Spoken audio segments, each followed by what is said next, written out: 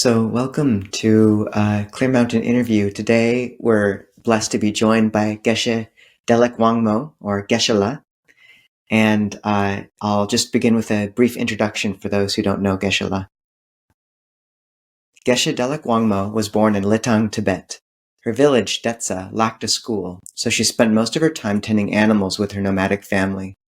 She ordained at 15 with Tenzin Delek Rinpoche, who then led her and other nuns on a pilgrimage to Lhasa, a 950-mile journey involving continuous prostration, taking 1.5 years. The nuns then traveled to India and connected with the Dalai Lama in Varanasi.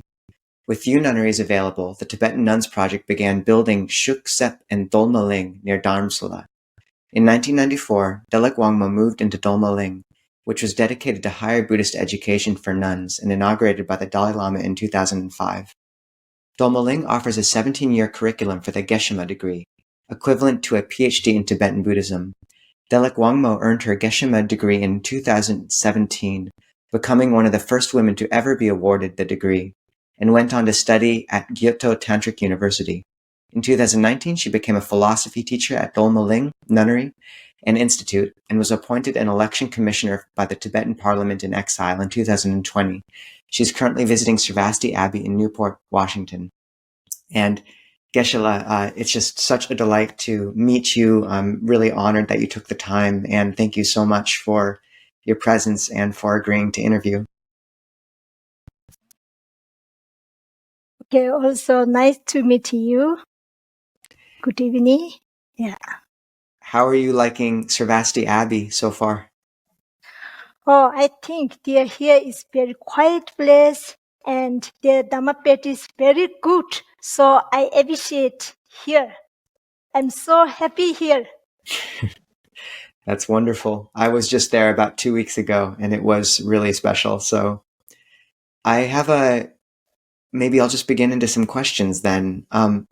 The first is, we know you grew up in a small town or a small village, Detsa. Why did you ordain at 15 years of age, and how did your life change once you'd ordained? Mm-hmm.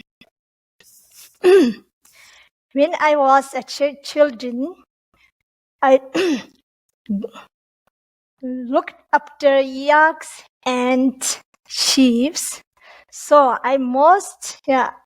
I spent most time to look after yaks, also at my home. Then I saw some nuns and monks. They study Buddhism. They stay in the monastery. And I saw they are very happy and they are very peaceful. Because then I think, why they are peaceful and they are happy? Because they're studying Buddhism. The Buddhism make mind peaceful and happy. So I think this. Then, I want to become a nun because I want to happiness. If I want to happiness, happiness, everlasting happiness. Then I want to practice Buddhism. So I asked my parents, may I become a nun? Yeah, they supported me. But they gave me good advice. If you become a nun, then you live your whole life a nun. Because some persons first they want to become a nun or monks. They stay for 1 or some years, then change again lay people. Yeah. So my parents, if you become a nun, then you don't again lay people. Then I promised my parents, I become a nun my whole life. Yeah. So then I become a nun. And then so many change because my clothes change My hair changed. Also, my mind changed. My walk changed. Yeah, so many change. Then I become a nun. Oh, I think then I got good opportunity to study and practice Dharma practice. So then I become a nun after. When I left people, during that time, I want to buy everything because I changed Sundays, new clothes. Yeah, change Sundays, new clothes. And when I go to the market, I saw new T-shirt or new coat, colorful. So I want to buy this, but sometimes I don't get this. During that time, I have suffering. So I became a nun after I don't get this suffering. So so many change when it became a nun. Yeah. Thank you, Geshe. What did your other 15-year-old friends think of you becoming a nun? Yeah, they appreciate to me because in our Tibetan traditions, in a family, 3 or 4 children, the oldest children, they look after their parents, and the younger children, 2, 3 go to the monastery. So my friend, I have some friend, 15 years old. When I became a nun, they appreciate to me.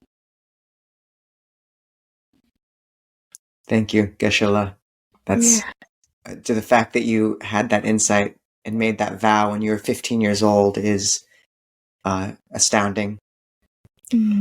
I know that you didn't just go forth as a nun at that point, but you actually soon went on a 950-mile, year-and-a-half prostration pilgrimage from your village to Lhasa. What motivated you to do that, and what was your daily schedule like? Yeah. I have good motivation because I want to accumulate merit. So if I want to accumulate merit, then how I do? During that time, I think. Then I heard I have 3 root lama in Tibet. I heard one of my root lama, he go to Lhasa. I heard then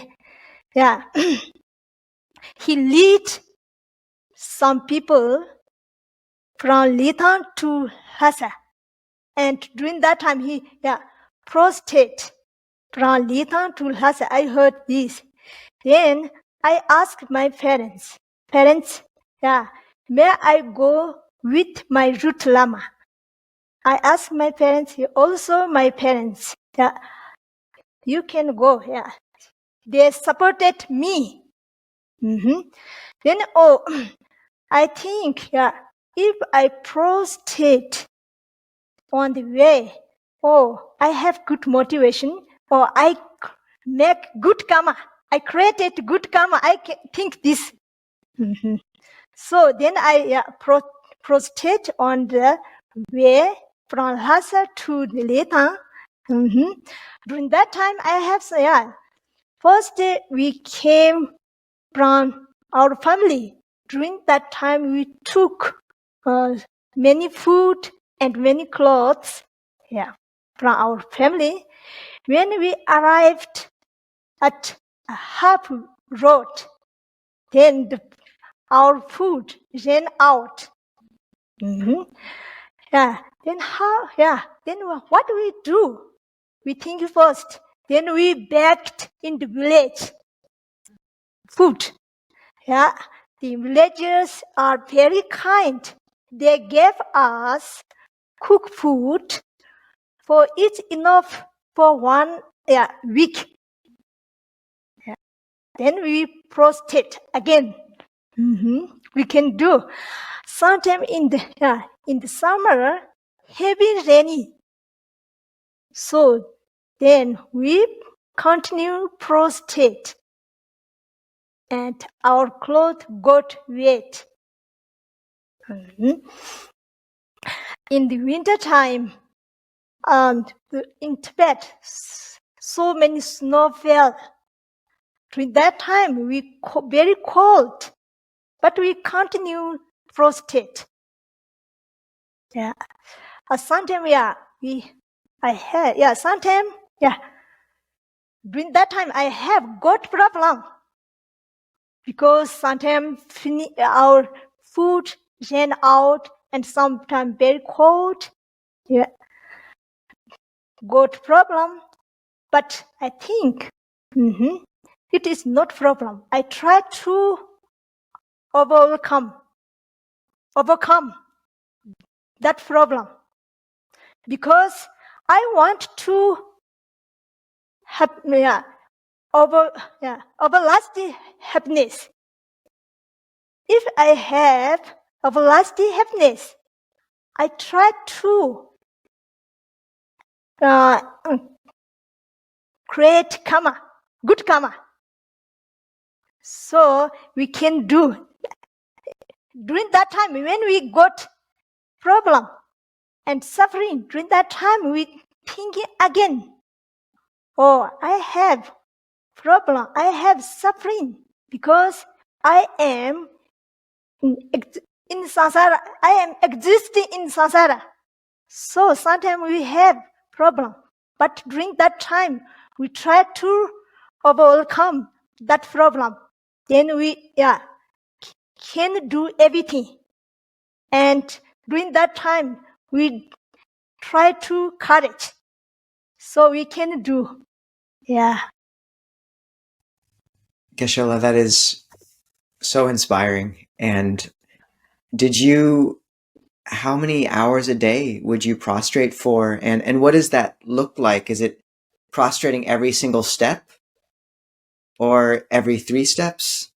We said this is our whole body like this. In a day, we prostrate 7 hours.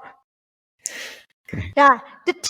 Some person very fast. There are 6 or 5 hours they can do each day.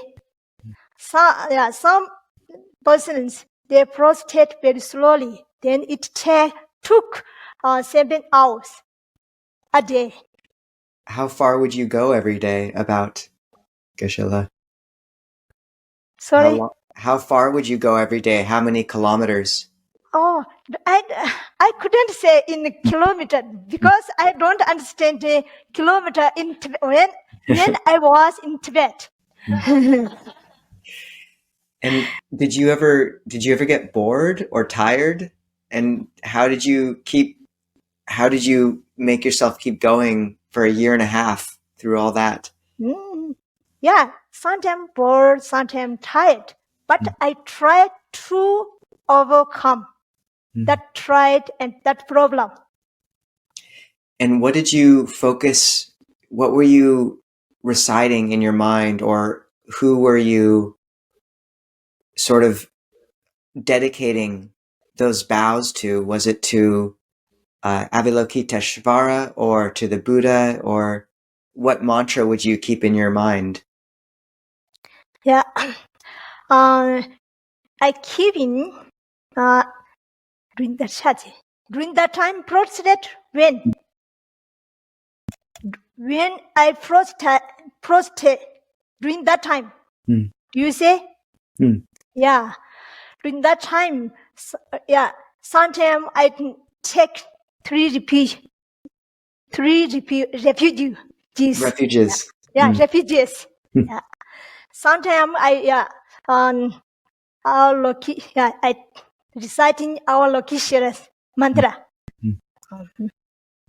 And did you have any encounters during that year and a half that kind of particularly stick out, like someone who really helped you keep going, or an animal that you sort of encountered, or any stories, particular story that stands out when you think back? Oh, I met so many people and so many animals, but I don't meet special people and special animals.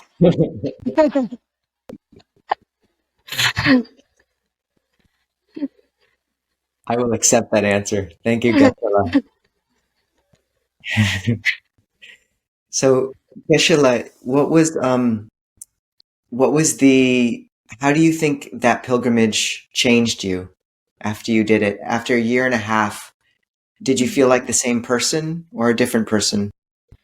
Oh, I think I changed a little bit. Yeah, because when I prostrate, during that time, mostly nuns and monks. The nuns and monks, they practice Dharma. So they are very peaceful and they talk each other respected. So I go follow them. So I change when I speak, other people respected. And when I met my root lama or higher class, I respect this. And I speak with them respectfully. So that is change. Also, I think I created good karma. Yeah. Thank you, Geshe. You got to Lhasa and you couldn't enter, so I believe then you went down to India and you were part of starting Dolma Ling Nunnery there. How did you come to go to India and start Dolma Ling? Mm-hmm. In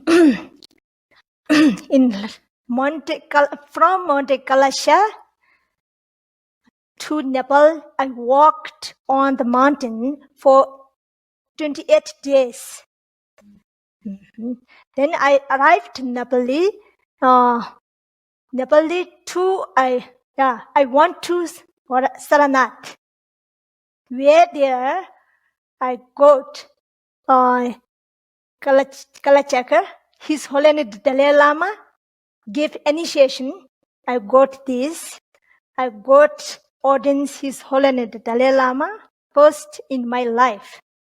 And Varanasi to Dharamsala, I went by bus. Yeah. Then I arrived at Dharamsala. Yeah, I tried to join other nunneries, but I couldn't join the other nunneries because during that time the nunneries facility is very poor. They don't have enough room, so I couldn't join other nunnery. Then, we request to Chandrachen Khandola. She is a wife of His Holiness Dalai Lama younger brother. Yeah. She during that time she worked in Nuns Project. So she helped us. Also, Nuns Project helped us. And we rented an India house. The India house is it hasn't bathroom and toilet. During that time, we have difficult. And then we stay in India house, and at day we went to the India daily worker, and we built our nunnery. I took rocks and cemented mud also on my back. So during that time, this place is very new and the food is very different. Also, we walked very hard. So I got problem. During that time, I got have no problem. During that time, I remembered my lovely parents and family. But I think again, I am so lucky because I got His Holiness, I got ordained His Holiness the Dalai Lama, and I got initiation from him. So I'm lucky. And so during that time, I don't discourage. I have problem. I try to overcome to my problem. Mhm. So then the Nuns Project helped us facilities and we walked. So then in 2003, we have some nuns room and kitchen room and a prayer hall.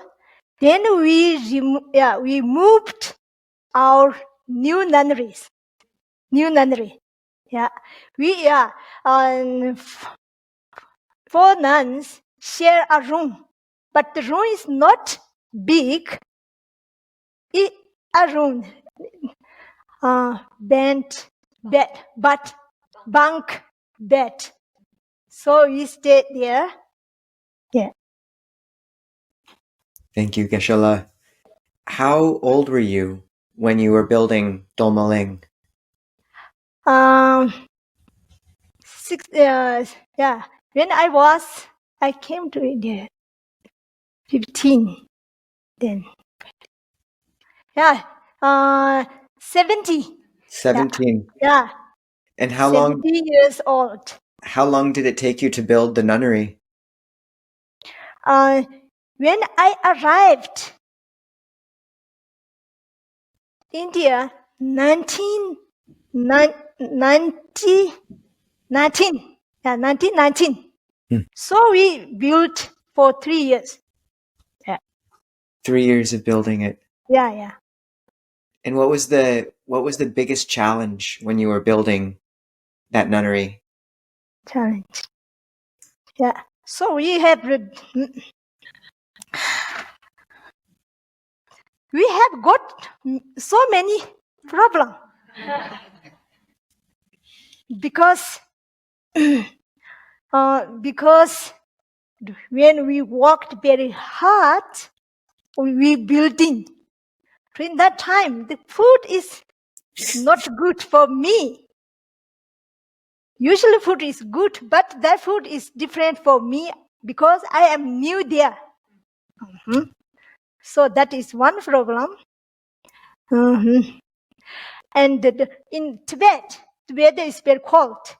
In India, during that time, very hot. So we building. During that time, the weather is very hot. So we have problem that. And Geshe, when you're in these distant lands, when you miss kind of that environment where you grew up and stuff, how do you keep your heart bright and happy?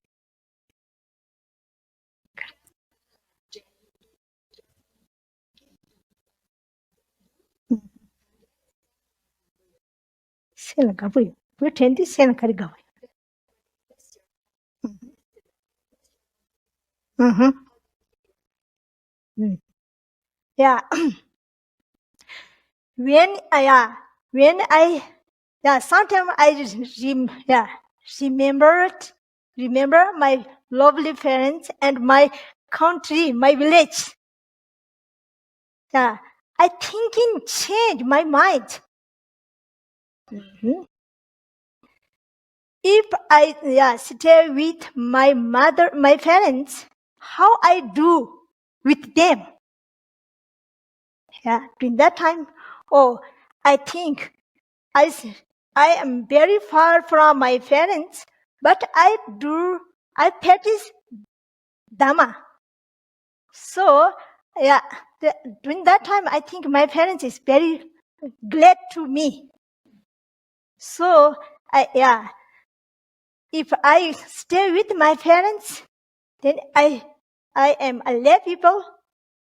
If I'm lay people, I stay with my parents.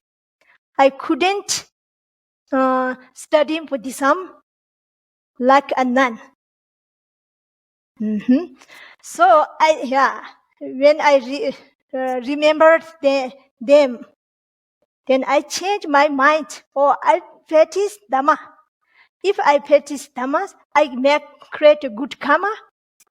It helped it connected my parents.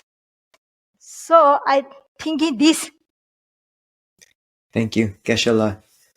And I know one of the ways that you practiced Dhamma was by earning a Geshe degree, which I think or a Geshema degree, which took 15 or maybe 17 years. It's a huge undertaking. When did you first realize that you wanted to study to become one of the first female Geshes? Yeah. We had Jangguchu. Jangguchu mean is so many nuns went to a place. They came from different nunneries. We debate about logic, the commentary, Dhammakirti. Yeah, by Dhammakirti. So we debate this for 1 month.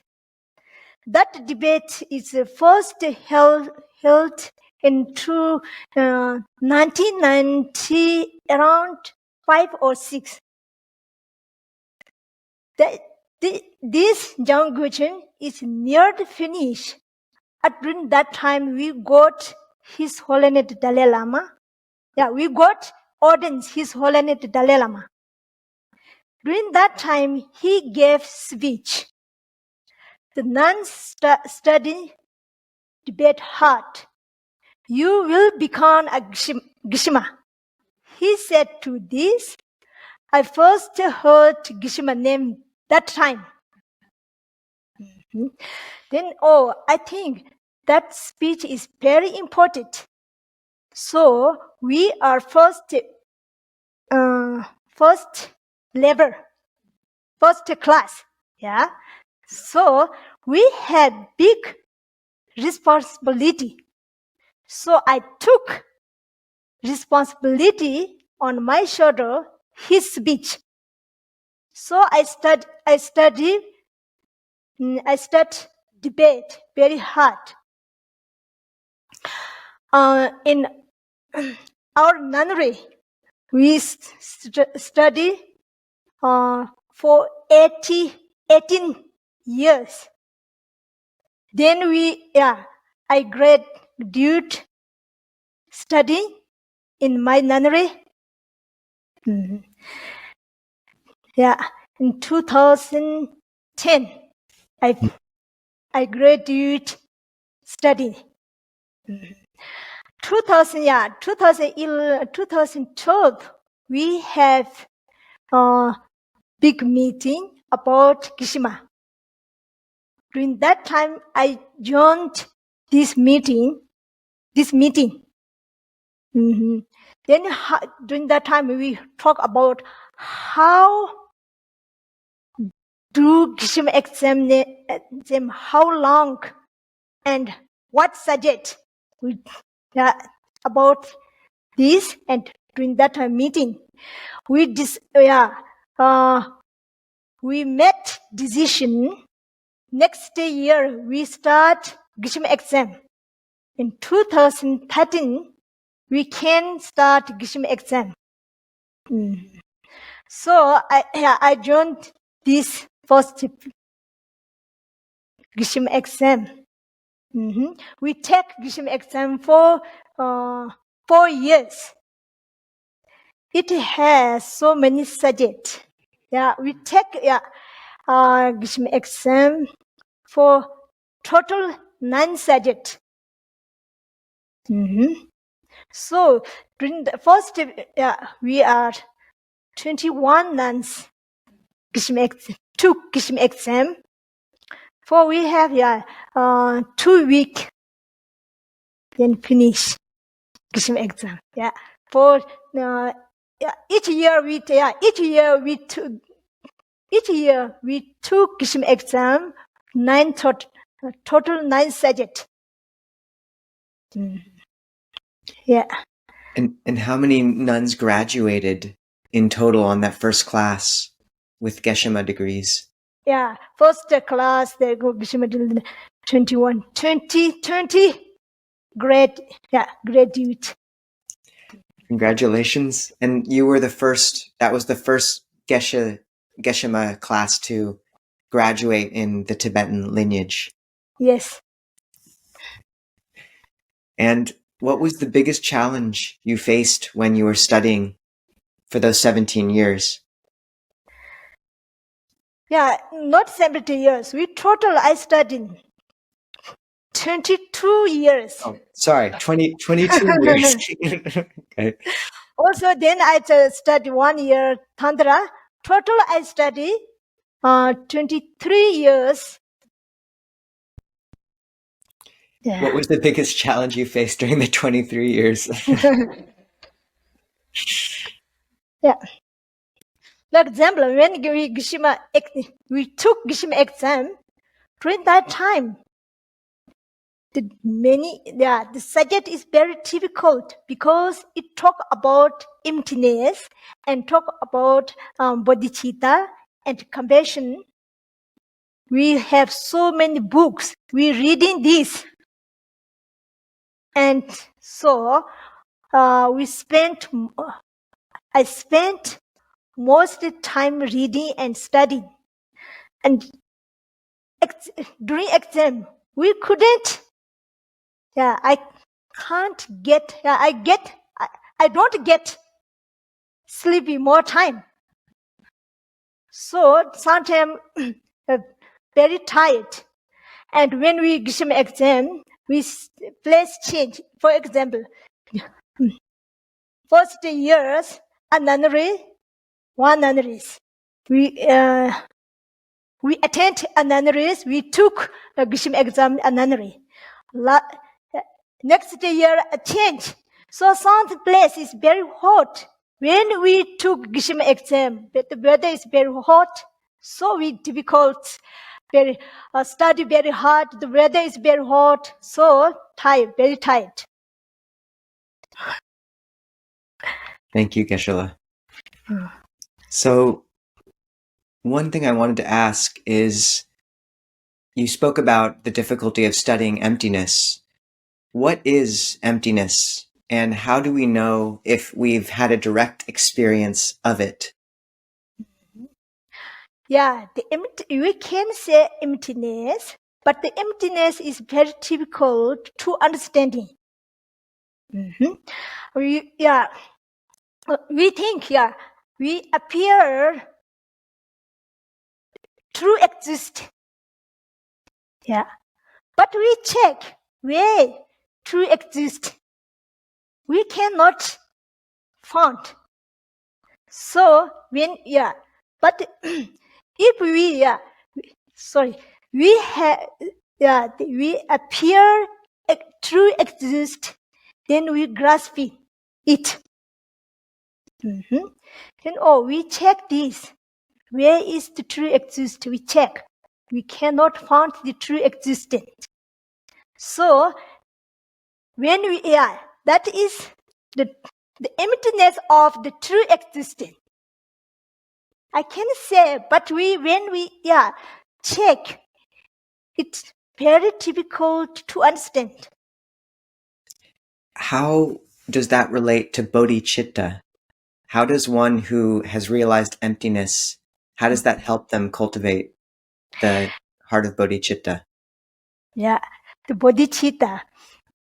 For example, if a person who has bodhicitta, but he don't understand emptiness, he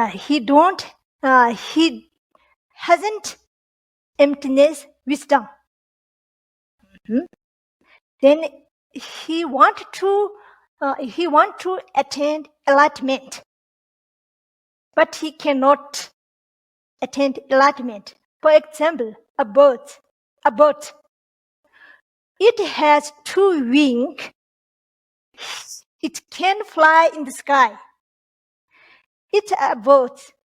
It has only one wing. It cannot fly in sky.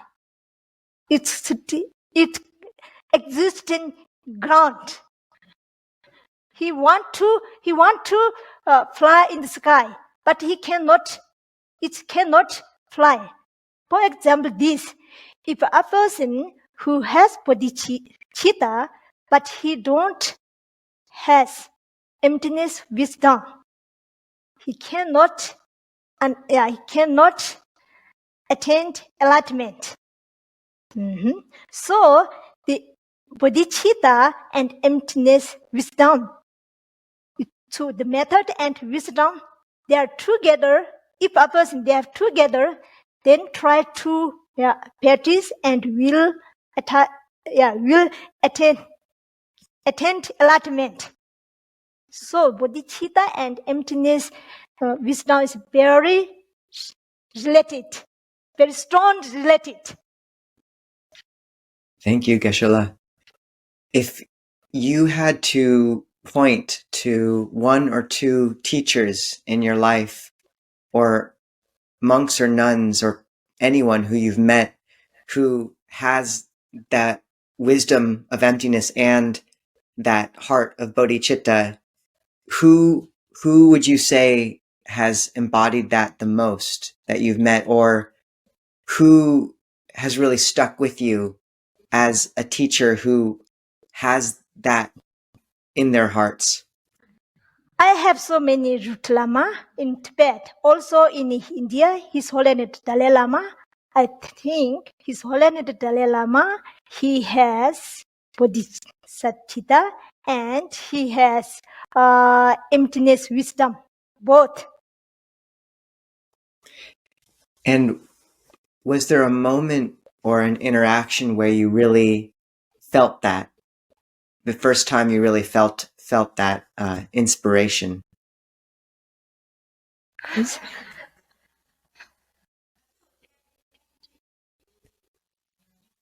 是，完了 conceptual. When he teach the people during that time, we know he has bodhicitta and he has emptiness, because we can see his action, his body action and his speech we can see, so we know he has bodhicitta, he has emptiness wisdom. Every day he has. Thank you, Geshe. So one other question is, what are some of the greatest challenges currently faced by nuns in the Tibetan tradition? What are your greatest hopes for nuns in the Tibetan tradition? So greatest challenges and your greatest hopes. Yes, I have, I think this day the nuns and also monks same become less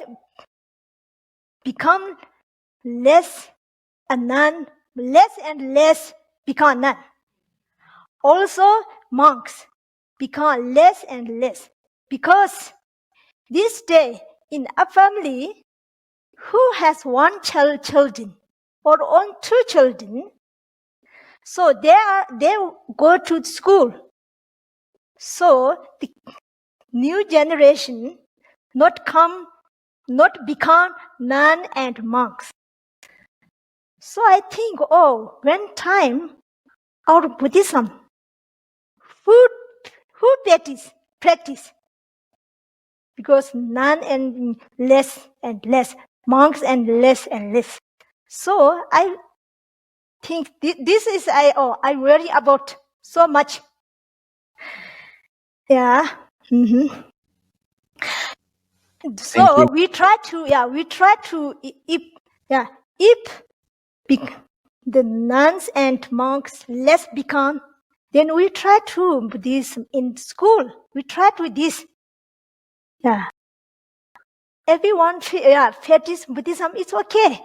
Must we don't if don't become a nun and monk, but there are lay people who practice Buddhism. It's okay. So we try to teach Buddhism in school. That is, I think, that is important. Mm-hmm. Yeah. Also, I hope, the nuns, this day, Geshema and Chemo also and Herbal, them become more. This day, more. So the nuns can do everything. I hope this. Sadhu. Geshe, Yes. you teach philosophy at Dolma Ling Nunnery. What is your favorite subject to teach, or favorite author to teach? Yeah, I teach 6 parameter and middle way, also Abhidhamma and Duda Tari Lori. My favorite subject, middle way. That's Nagarjuna? the author Chandrakita. Chandrakiti. Yeah. Why do you like to teach that the most? Because the emptiness is very important. It's difficult to understand, but it is very important. So I like to teach this subject. And Geshe-la, if you had to give, you've come to America now, and you are seeing how the monastics are living and how, Americans are living and how their hearts are. If you had to give the people in America and the monastics in America one piece of advice, what would you tell us? Or how would you guide us?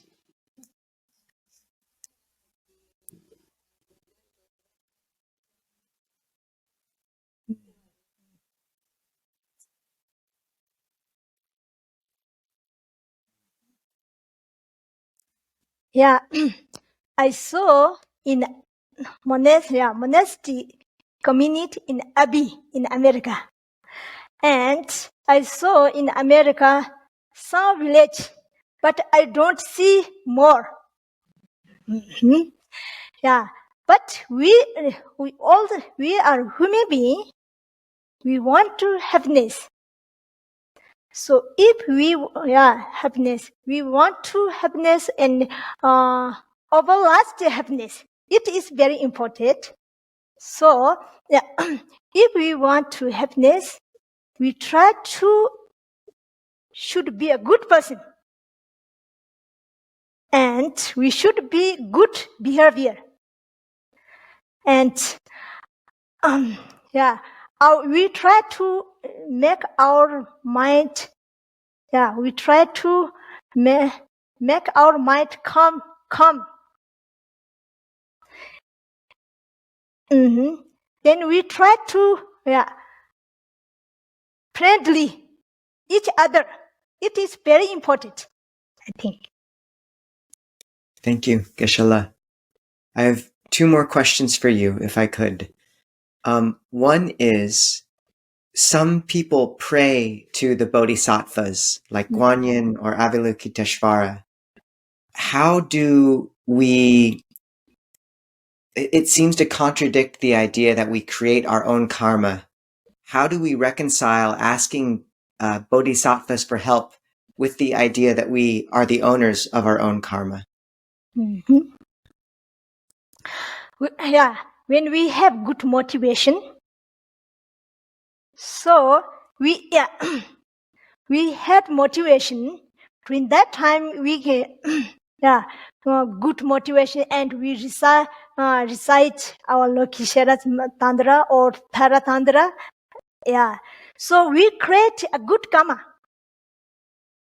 For example, we prostrate to Buddha statue. Buddha statue. Yeah, during that time we make good karma. We create karma.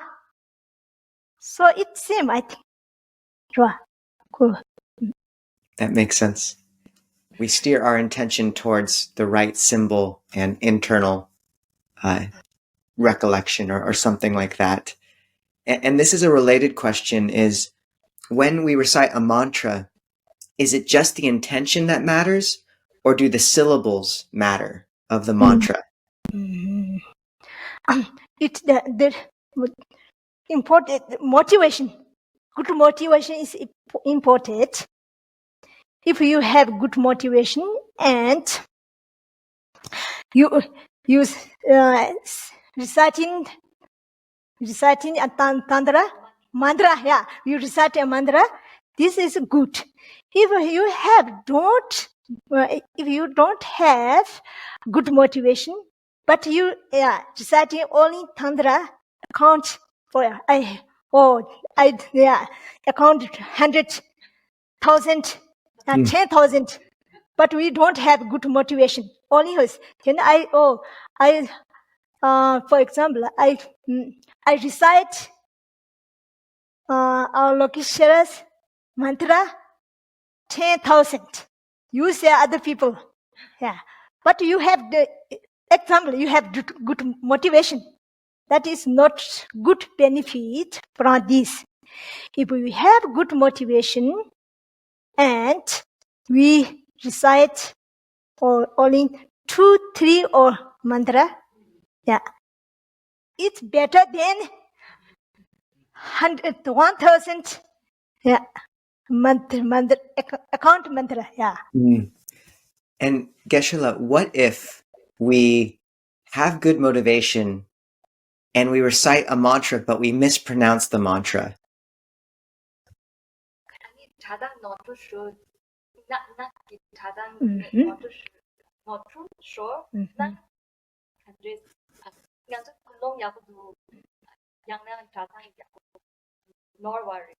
Do the words matter? Yeah. First, we try to word learning. Then we recite.